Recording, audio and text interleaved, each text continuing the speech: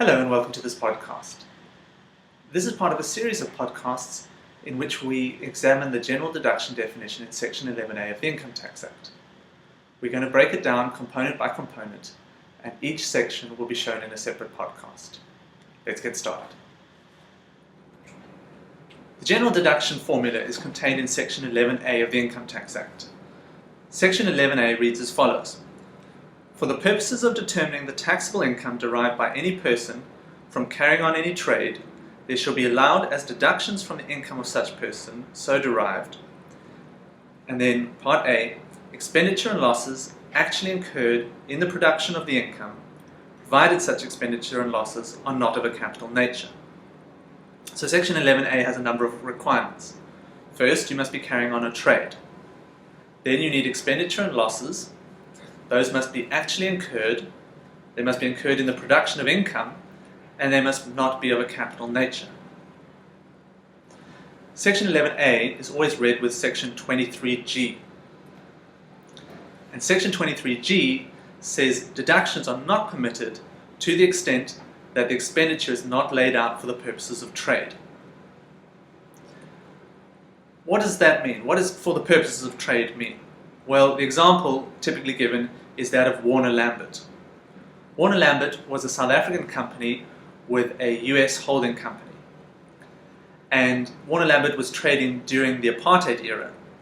And in the US, a number of laws were enacted which effectively meant that if US companies wanted to trade in South Africa, they had to be involved in social responsibility type activities. Otherwise, it was seen as not politically correct to be trading in South Africa. So Warner Lambert was faced with a problem. Either it had to get rid of its South African subsidiary, or it had to instruct the subsidiary to be involved in these kind of corporate social responsibility activities. And they chose the latter option. And so Warner Lambert became involved in things like extra training for their staff, paying more than minimum wage, and also wider things in the community like schooling, daycares, clinics, those kinds of things. Warner Lambert, the South African company, then wanted to deduct the cost of all of these activities under Section 11A. And SARS argued that these were not incurred for the purposes of trade, because Warner Lambert was a pharmaceutical company and it was doing all these other things like schools and housing and things like that.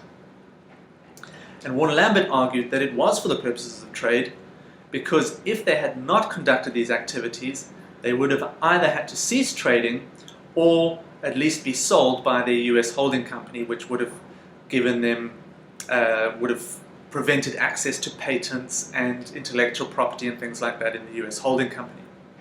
And the court eventually sided with Warner Lambert and said, yes, these expenses are incurred for the purposes of trade, because you couldn't reasonably have continued trading without incurring them. Now, there are certain cases where trade is not a requirement, but that will normally be spelled out in those sections. So, for example, Section 18 deals with medical deductions, and it says notwithstanding the provisions of Section 23. In other words, even though clearly medical expenses are not incurred for the purposes of trade, they will still be deductible. So, what does trade mean? Well, there is a definition in Section 1, and Section 1 says that trade includes any business, profession, employment, venture, letting of property, earning of royalty income. And in the case of Burgess, they said that trade was meant to be given the widest possible interpretation. We're not intentionally trying to exclude things when we put this trade requirement in place. However, the definition of trade does exclude passive income unless they're specifically included in the definition of trade. So passive income is anything where you don't have to actively do anything to earn the income. Typically we're talking about investment type income. So earning interest is not a trade. You don't do anything other than give your money to the bank. Earning dividends is not a trade.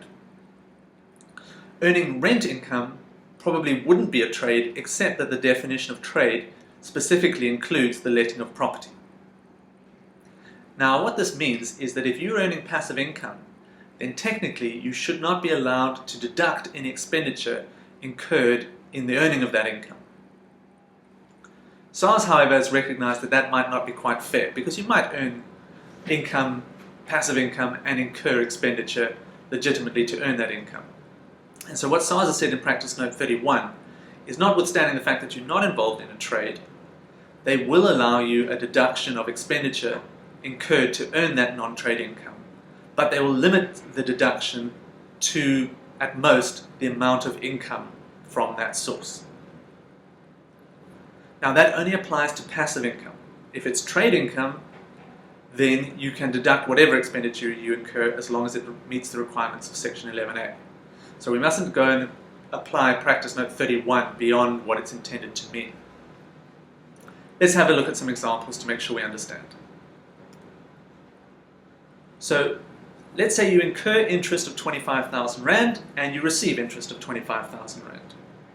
Your Section 24J interest deduction will be limited by Practice Note 31, and it will be limited to the amount of income that you are going to show. So although you've received 25,000 Rand, 22,800 will be exempt. So the income that remains is only 2,200 Rand. Practice Note 31 will limit the deduction of interest incurred to 2,200 Rand. So your taxable income will be zero. Now that makes sense, because economically this transaction is a zero-sum game. You earned 25,000, you incurred 25,000.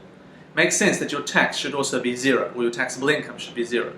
It shouldn't create a loss if economically you haven't suffered a loss. And that's why Practice Note 31 limits it to the amount of income. Let's look at the second example. Interest incurred of 20,000, rent received 5,000. The 24J interest deduction will be limited to, and the answer is it won't be limited at all. This is a trade, and so you can deduct the full 20,000 incurred. And then finally, can a Section 11A deduction be claimed for salaries paid to staff prior to the opening of the company's first store? Well, the answer is in all likelihood no, because until they open that first store, they haven't begun trading yet. So that expenditure is not incurred in their trade. There is another possibility for how they might be able to deduct this, but that requires a specific deduction. For the purpose of Section 11A, this expenditure would not be deductible. So that's all we're going to say about the trade requirement. We're going to continue through the rest of the Section 11A definition in the remainder of these podcasts.